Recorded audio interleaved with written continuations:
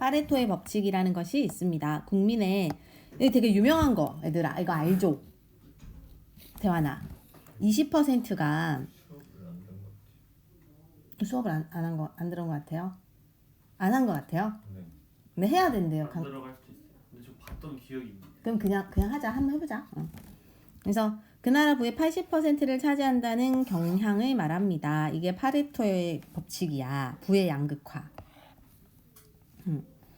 우리나라도 예외는 아닙니다. 그 20% 안에 들어가야만 많은 부를 차지할 가능성이 큰 것이죠. 나머지 80%의 사람, 이게 주류 사회에 속하지 않은 사람이 20%의 부를 나누어 가지는 것보다 무려 16배를 가질 수 있다는 계산이 나오니까요. 상황이 이러니 주류 사회가 그 20% 애들 무시하라고 들어가기를 포기하라고 말할 수도 없습니다. 인생의 즐거움과 행복이 오직 주류 사회 안에만 있으며 그곳에 들어가기 위해 다른 모든 것을 포기하는 괴로움을 참아야 하고 끝내 그곳에 들어가지 못하면 낙오한 인생이 될 것이란 강박감이 우리를 불행하게 합니다. 너희는 그렇지 않은 것 같다. 어때요? 그 20% 안에 들어가야지 못한 걸로 낙오됐다고 우리는 그렇게 생각 안 하잖아. 그래서 여기에 큰 소리로 그렇지 않다고 소리치는 영화 감독이 있습니다. 이 영화 감독은 즐거운 인생이란 영화에서 주류 사회라는 성 밖에서 하고 싶은 것을 하는 인생도 즐겁다라고 말합니다. 은행에서 쫓겨난 실업자 기영, 회사에서 명예퇴직한 뒤 퀵서비스와 대리운전으로 아이의 학원비를 대고 있는 성우, 아내와 아이를 캐나다에 유학 보내고 기러기 아빠로 사는 중고차 매매업자 혁수, 그리고 편의점 아르바이트생 현준 등이 그 주인공들입니다. 기영과 성욱과 혁수는 대학 시절 밴드를 조직해 가요제에 나갔다가 예선에서 떨어진 친구들이죠. 그리고 현주는 그때 함께했던 또 한 명의 친구인 상우의 아들이고요. 지금 이 영화를 예시로 하면서 그들은 결코 우리나라 사회의 주류가 아닙니다. 번듯한 직장이 있는 것도 인류대학을 나온 것도 아닙니다. 그나마 다니던 회사에서 해고되고 아내에게 구박받고 고등학생 딸에게 무시당하고 아이들이라도 주류사회에 들어가게 하려고 욕을 먹어가며 오늘도 대리운전을 하고 혼자 라면으로 끼니를 때우고 이영만리에 있는 아이를 그리워하며 중고차를 팝니다. 비주류 사회에서 사는 사람들. 그래서 그들은 한 번도 자신의 인생을 즐거워해본 적이 없습니다. 왜냐하면 스스로 초라하고 뒤처지고 별 볼 일 없는 인생이라고 생각하면서 언젠가는 아이들만이라도 주류사회에 들어가게 하려고 자신을 희생하고 있었기 때문입니다. 자기 인생은 없는 것이지요. 상우의 장례식장에서 오랜만에 재회한 기영이 다시 함께 밴드를 하자고 제안하자 성욱은 먹고 살기 힘든데 무슨 밴드는 이라며 거절합니다. 그런 그들이 죽은 상우의 아들 현준까지 끌어들여 다시 밴드를 조직합니다. 이름도 대학때의 활화산을 그대로 사용합니다. 그러니까 지금 이 밴드라는 게 결국은 꿈, 이들이 가졌던 꿈을 말하고 그래서 마침내 라이브 무대에 섭니다. 실업자라고 무시하고 자신의 돈 버는 기계로만 생각하는 아내들 앞에서 40대 중반의 남자들은 기타를 치고 드럼을 두드리며 힘차게 노래합니다. 비록 한 동네 구석에서 하는 작은 공연이고 가요계에선 지금 세모네모 표시되어 있잖아요. 이게 이제 아까 비주류 80%, 가요계가 주류 20%, 이렇게 비교해서 표시하고 있고 그들의 존재를 아무도 모르지만 그들에게는 소중한 인생을 되찾는 순간입니다. 밴드를 다시 하려는 기영에게 아내 영애가 물었습니다. 당신 그거 왜 하니? 기영이 대답합니다. 하고 싶으니까. 이게 지금 하고 싶으니까 얘네가 지금 다 꿈에 대한 얘기죠. 이렇게. 그래서 이거는 지금 결국 가장 중요한 가치는 행복하게 꿈을 갖고 사는 삶에 대한 긍정적인 자세? 뭐 이런 얘기 하는 것 같아. 별거 아니네요. 뭐 그런 거 있네요. 행복이란 마음에서 진정으로 하고 싶은 일을 하면서 얻는 것이다. 하고 싶은 일을 하며 살아가는 삶도 가치 있다. 뭐 이런 얘기를 하고 있네요. 한 번뿐인 인생, 행복을 추구하며 살자. 행복의 질이 중요하다. 뭐 이런 거 같아. 그럼 여기는 일단 끝났네요. 처음이에요. 벤담이 지금 공리주의자. 태양이 모르겠다. 그래요? 윤리 안 하니까. 그렇지. 그러니까 최대 다수의 최대 행복이라는 말을 남긴 유명한 철학자예요. 그래서 아무튼 정말 깜짝아. 다시 여기까지 가서 벤담의 페놉티콘의 원리는 잘 알려져 있다. 주인은 원형의 건물이 에워싸고 이거 뭐 그림 있으니까 뭐 그쵸? 이렇게 주인은 원형의 건물이 에워싸고 있고 그 중심에는 탑이 하나 있다. 탑에는 원형 건물의 안쪽으로 향해 있는 여러 개의 큰 창문들이 뚫려 있다. 주위의 건물은 독방들로 나누어져 있고 독방 하나하나는 건물의 앞면에서부터 뒷면까지 내부의 공간을 모두 차지한다. 그러니까 지금 그림이 좀 더 예쁘게 나온 건 없나? 다음 장이 있나? 다다음 장이 있나? 여기 있구나. 이런 방식. 탑이 있고 건물이 이렇게 하나하나 독방들이 있고 독방 내부가 다 보이도록 이렇게 설계된 이런 거. 그래서 독방에는 두 개의 창문이 있는데 하나는 안쪽을 향하여 탑의 창문과 마주하는 위치에 나 있고 다른 하나는 바깥쪽에 있어서 빛이 독방의 구석구석 스며들 수 있다. 따라서 중앙의 탑 속에는 감시인을 한 명 배치하고 각 독방 안에는 광인이나 병자, 죄수, 노동자, 학생 등 누구든지 한 사람씩 감금할 수 있게 되어 있다. 역광선의 효과를 이용하여 주위 건물의 독방 안에 있는 수감자의 윤곽이 정확하게 빛 속에 떠오르는 모습을 탑에서 파악할 수 있어. 그러니까 한 명이 여러 명을 감시할 수 있는 구조라는 거죠. 그래서 각각의 수많은 깜빵은 완전히 개체화됐다는 게 따로따로 있다. 항상 밖의 시선이 노출되어 있어서 마치 한 사람의 배우가 연기하고 있는 수많은 작은 무대들이 나열된 것과 같다. 이게 뭔 소리 하는 건지 알겠어요? 독방이 항상 밖에서 보이니까 항상 모든 삶이 보이니까 그냥 마치 배우자가 연기해서 그 사람이 연기하는 무대들을 우리한테 항상 보여지는 것과 같다. 뭐 이런 거겠지. 일망 감시의 이 장치는 끊임없이 대상을 바라볼 수 있고 즉각적으로 판별할 수 있는 그러한 공간적 당위들을 구획 정리한다. 그래서 이게 계속 상대방을 볼 수 있고 판별할 수 있는 게 바로 이 원리래요. 일망이 뭐냐면 이게 한자지 뭐. 한 명이 본다 이런 거지. 그래서 이런 구조로 되어 있다. 너무 좋은 아이디어야. 요컨대 이곳에서는 지하 감옥의 원리가 뒤바뀌어 있다. 지하 감옥의 세 가지 기능, 즉 감금하고 빛을 차단하고 숨겨두는 기능이 이게 지하 감옥은 원리가 하나 둘 셋 있는데 그 중에서 얘만 살렸대요. 얘만 살리고 뒤에 요거 두 개는 없애버렸다. 일망 감시 감옥에서는 충분한 빛과 감시자의 시선이 지하 감옥에서 보호 구실을 하던 어둠의 상태보다 훨씬 수월하게 상대를 포착할 수 있게 한대요. 왜냐면 항상 보이니까, 항상 노출시키니까, 보여주니까 오히려 더 감시가 잘 된다라는 거지. 이러한 형태는 무엇보다 저 감금 시설 속에 밀집해 있으면서 혼잡하고 소란스러운 대중의 모습을 보지 않게 해준다. 사람들은 저마다 감시자가 정면으로 바라볼 수 있는 독방 안에 감금된 채 자기 자리를 지키고 있다. 그러나 양쪽의 벽은 수감자가 동료들과 접촉하는 것을 차단하는 역할을 한다. 감시자는 수감자를 볼 수 있지만 수감자가 감시자를 볼 수는 없다. 그는 정보의 대상이 되기는 해도 이게 이거 조금 잘 봐야 될 것 같아요. 어쨌든 감시자는 수감자를 볼 수 있기 때문에 그 사람은 정보 소통의 주체가 되죠. 여기 밑에 없구나. 얘는 어쨌든 정보 소통의 주체가 되는데 근데 수감자는 감시자를 볼 수 없으니까 정보의 대상인 거지. 대상은 당하는 그런 입장은 되긴 해도 소통의 주체는 되지 못한다.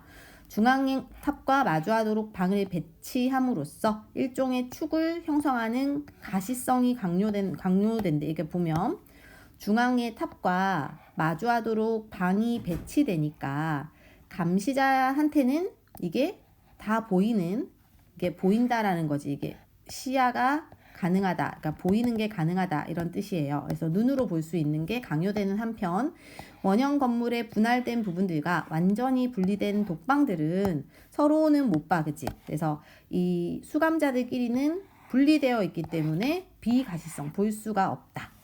그래서 이러한 비가시성은 질서를 보장해준다. 수감자가 죄인이라면 음모나 집단 탈출의 시도, 출소 후의 새로운 범죄 계획 등 서로 상호 간의 나쁜 영향의 염려가 없다. 병자라면 전염의 위험이 없고 광인이 이제 미친놈인 거지.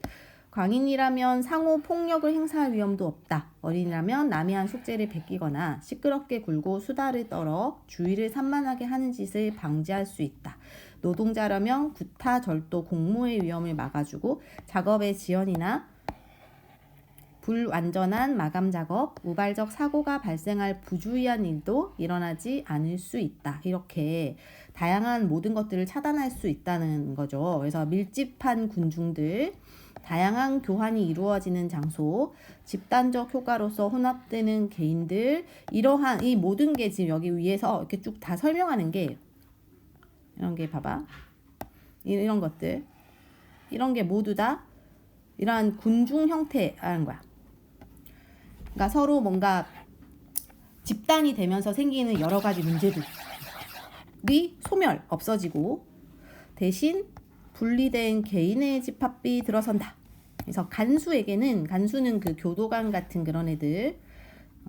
그래서 군중 대신 숫자를 헤아릴 수 있고 통제가 가능한 개인들로 바뀐 것이고 죄수에게는 격리되고 주시되는 고립된 상태로 대체된 것이다.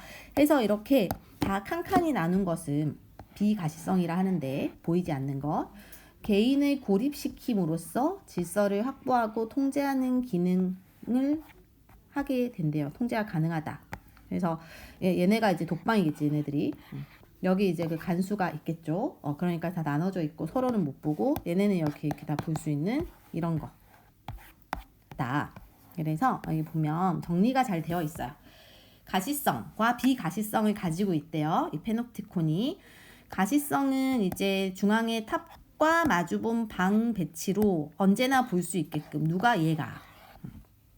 비가시성은 분리되어 있기 때문에 수감자는 차단되는 효과. 그래서 군중은 소멸해. 개개인이 나누어져 있어. 그러면서 이런 효과가 있다. 집단 질서.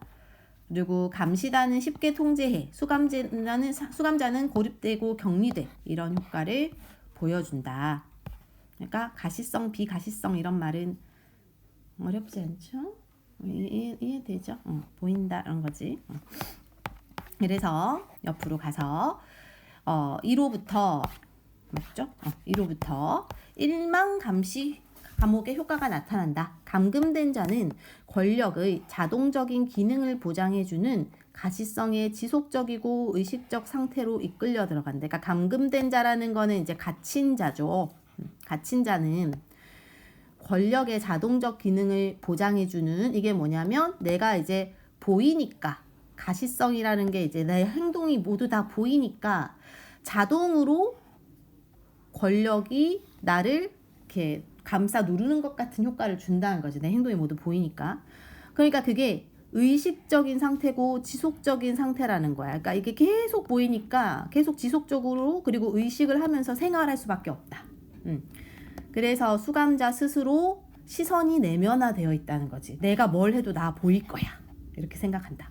그래서 감시작용을 중단해도, 그러니까 거기에 만약에 뭐 감시작용을 중단한다는 게 뭐 탑을 지킨 사람이 없어도 그 효과는 계속되며 권력의 완성이 그 행사의 현실성을 점차 약화시킨다. 그래서 내면화가 돼버리면 이 사람들은 아무도 자기를 감시하는 사람이 없어도 그냥 그게 이제 의식적으로든 무의식적으로든 계속 그냥 신경 써서 행동한다는 거죠. 그렇기 때문에 이게 권력의 완성이다. 그래서 그 행사의 현실성을 점차 약화시킨다. 당연하다는 듯이 감시당하듯이 행동한다라는 거. 그래서 이러한 건축적 장치는 권력을 행사하는 사람과 상관없이, 그러니까 감시자가 누구든지 뭐 권력이 높은 사람이든 뭐 이런 사람과 상관없이 어떤 권력 관계를 새로 만들고 이를 유지하는 기계 장치가 된다. 요컨대 수감자는 스스로 이런 상황을 유지하는 어떤 권력적 상황 속으로 편입된다. 이게 다 그 얘기 하는 거거든. 결국은 저러한 그 감옥의 시스템 자체가 사람들을 좀 감시당하는 걸 당연하게끔 행동하게끔 하게 된다. 그런 게 권력의 완성이다 이거죠. 얼마나 멋져요. 다 너희 독방에 가둬가지고 다 공부시키고 이러면. 그래서 일만 감시 효과 감옥의 구조는 봄 보임의 결합을 분리한다. 즉 주위를 둘러싼 원형의 건물 안에서는 아무것도 보지 못한 채 완전히 보이기만 하고, 그러니까 자기는 그냥 보여지기만 한다는 거지. 자기는 볼 수 있는 게 아무것도 없고, 중앙부의 탑 속에서는 모든 걸 볼 수 있어. 감시자가 앉아 있는 곳. 근데 밖에서는 탑 안이 보이지 않아. 그렇기 때문에 저기 누가 있는지 없는지 모르기 때문에 심지어 아무도 없어도 그냥 신경 써서 한다. 얼마나 멋져요. 아주 바람직해. 그래서 이러한 구조는 권력을 자동적인 것이며 또한 비개성적인 것으로 만들기 때문에, 그러니까 자동적인 건 이해가 될 것 같고 아무도 없어도 다 신경을 쓰니까. 그리고 권력이 비개성적이야. 그러니까 그냥 뭐 사람에 상관없이 어떤 사람이 들어있던 뭐 그 사람이 힘이 있는 사람이 없는 사람이건 다들 감시할 수 있다. 그래서 그 권력의 근원은 개인에게 있는 게 아니라 이 구조에 있다. 그러니까 건축물 구조에 있대요. 누가 권력을 행사하느냐는 별로 중요하지 않다. 우연히 걸려든 그 누구라도 이 구조를 활용할 수 있다. 따라서 그 관리 책임자가 부재중이라면 그의 가족, 측근, 친구, 방문객, 하인조차도 그 일을 대신할 수 있어. 어차피 안 보이니까. 그래서 마찬가지로 이 구조를 활용하는 동기가 무엇이건 상관이 없다. 그것이 경솔한 사람의 호기심이건 어린아이의 장난이건 어느 철학자의 지적 호기심이건 아니면 몰래 살피거나 처벌하는 데서 기쁨을 찾는 인간의 짓궂은 장난이건 어떤 뭐 동기든 간에 이 구조를 활용하는 동기가 뭐든 간에 이 권력은 자동으로 행사된다 이거지. 여기 들어가 있으면 그게 된다. 가다 버려야 돼. 그래가지고 그렇다. 그래서 그런 익명의 일시적인 관찰자가 많으면 많을수록 수감자는 간파될 위험과 관찰된다는 불안감을 더 많이 느낀다.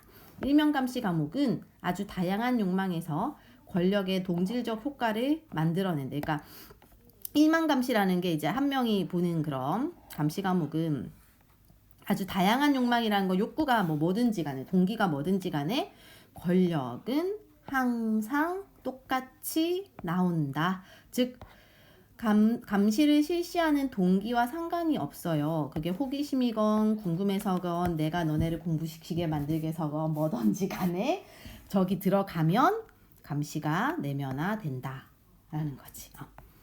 그래서 벤담은 일망감시 감옥이 그렇게 섬세한 것일 수 있다는 사실에 경탄했다. 쇠창살이나 쇠사슬 그리고 묵직한 자물쇠도 필요 없다. 단지 구분을 명확하게 하고 출입구를 잘 배치하기만 하면 된다. 성과 요새 형태의 건축으로 된 육중한 옛날 감옥 대신 단순하고 경제적인 기하학적 구도의 빈틈없는 감옥이 들어선 것이다. 그러니까 이러한 옛날 감옥은 이렇다는 거지. 육중하고 막 이렇게 뭐 감옥을 무거운 창살 같은 걸로 만들어야 되고 그럴 필요가 없다. 그래서 권력의 효과와 강제력은 말하자면 다른 쪽, 즉 감시자 쪽으로도 옮겨가게 되었다. 자신이 감시되고 있다는 사실을 알고 있는 자는 스스로 권력의 강제성을 떠맡아서 자발적으로 자기 자신에게 작용되도록 한대요. 그러니까 이거는 뭐 어쨌든 보면 이게 수감자 얘기하고 있거든. 자신이 감시되고 있어. 그걸 알고 있기 때문에 자기 스스로 자기한테 자발적으로 신경을 쓴다 라는 거지. 즉 이것은 내면에 자기 자신 내면에 감시자를 둬서 자신이 수감자이며 감시자가 되게끔 한다는 거죠. 어쨌든 내 모든 행동이 보여지니까 내가 스스로 신경을 써야 되니까 그럼 내가 나를 감시하는 사람이 된다. 이런 효과를 준다. 그래서 그는 권력관계를 내면화하여 1임 2역을 하는 거지. 자기가 수감자이며 자기가 감시자인 역할을 하는 거. 그래서 그는 스스로 예속화, 거기에 이제 속해지게 된다는 거지. 그 시스템 안에 들어간다. 바로 이런 사실 때문에 외부의 권력은 물리적 무게를 덜 수 있고 점차 그 형태가 희미해져. 그러니까 이 말도 외부 권력이라는 건 실제로 감시하는 감시자는 물리적 무게를 덜 수 있으니까 자기가 혼자 앉아 있어도 다 당연히 보이는 거는 당연한 거고 심지어 없어도 되는, 그러니까 이 형태가 희미해진다. 그래서 권력이 한계 지점에 가까워질수록 그 효과는 더 지속적이고 더